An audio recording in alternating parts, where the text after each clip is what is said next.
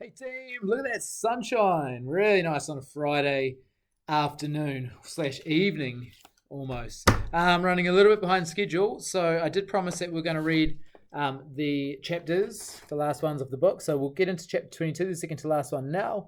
Um, Picture of a bird. So let's see what that all means. Okay, chapter 22. Now the landscape was changing. It was subtle change, hard to identify at first. The road was narrower and bumpy, apparently no longer tended by road crews. It was harder, suddenly, to balance on the bike as the front wheel wobbled over stones and ruts. One night Jonas fell when the bike jolted to a sudden stop against a rock. He grabbed instinctively for Gabriel and the new child, strapped tightly in his seat. Was uninjured, only frightened when the bike fell to its side. But Jonas's ankle was twisted and his knees were scraped and raw, blood seeping through his torn trousers. Painfully, he righted himself and the bike and reassured Gabe. Tentatively, he began to ride in daylight. He had forgotten the fear of the searchers, who seemed to have diminished into the past. By now, there were new fears. The unfamiliar landscape held hidden, unknown perils. Trees became more numerous, and the forests beside the road were dark and thick with mystery. They saw streams more frequently now and stopped often to drink. Jonas carefully washed his injured knees, wincing as he rubbed at the raw flesh. The constant ache of his swollen ankle was eased when he soaked it occasionally in the cold water that rushed through roadside gullies. He was newly aware that Gabriel's safety depended entirely upon his own continued strength. They saw their first waterfall and for the first time, wildlife. Plane, plane, Gabriel called, and Jonas turned swiftly into the trees, though he had not seen planes in days, and he did not hear an aircraft engine now. When he stopped the bicycle in the shrubbery and turned to grab Gabe, he saw the small chubby arm pointing towards the sky. Terrified, he looked up, but it was not a plane at all. Though he had never seen one before, he identified it from his fading memories, for the giver had given them to him often. It was a bird. Soon there were many birds along the way, soaring overhead, calling. They saw deer, and once, beside the road, looking at them, curious and unafraid, a small reddish-brown creature with a thick tail, whose name Jonas did not know. He slowed the bike, and they stared at one another until the creature turned away and disappeared into the woods. All of it was new to him. After a life of sameness and predictability, he was awed by the surprises that lay beyond each curve of the road. He slowed the bike again and again to look with wonder at wildflowers, to enjoy the throaty warble of a new bird nearby, or merely to watch the way wind shifted the leaves in the trees. During his 12 years in the community, he had never felt such simple moments of exquisite happiness. But there were desperate fears building in him now, as well. The most relentless of his new fears was that they would starve.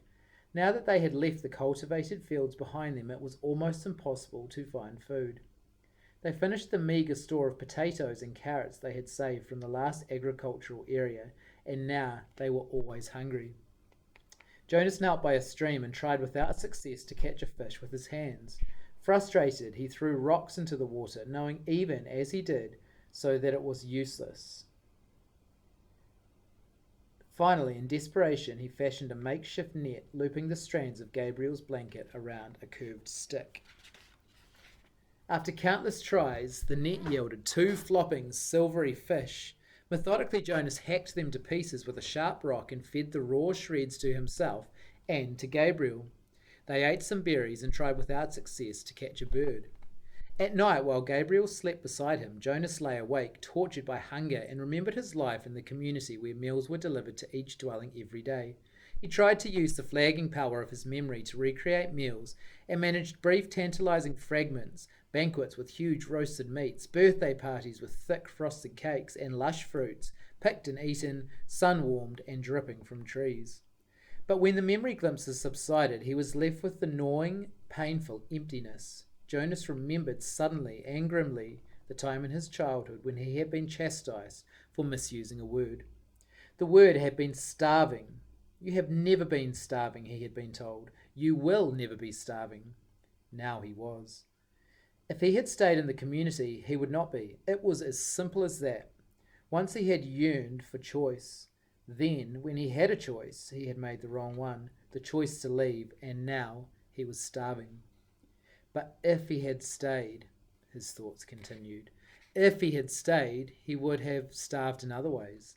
He would have lived a life hungry for feelings, for colour, for love.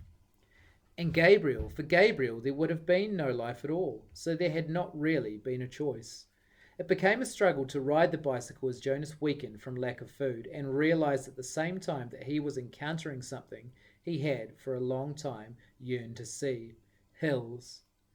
His sprained ankle throbbed as he forced the pedal downwards in an effort that was almost beyond him. And the weather was changing. It rained for 2 days. Jonas had never seen rain, though he had experienced it often in the memories. He had liked those rains, enjoyed the new feeling of it, but this was different. He and Gabriel became cold and wet, and it was hard to get dry even when the sunshine occasionally followed. Gabriel had not cried during the long, frightening journey. Now he did. He cried because he was hungry and cold and terribly weak. Jonas cried too, for the same reasons, and another reason as well. He wept because he was afraid now that he would not and could not save Gabriel. He no longer cared about himself. And that's the end of chapter 22. We are down to one more to go. So tune in next time and we will read the very last chapter of The Giver by Lois Lowry. I hope that you guys have an awesome rest of your evening and a wonderful weekend. See you soon.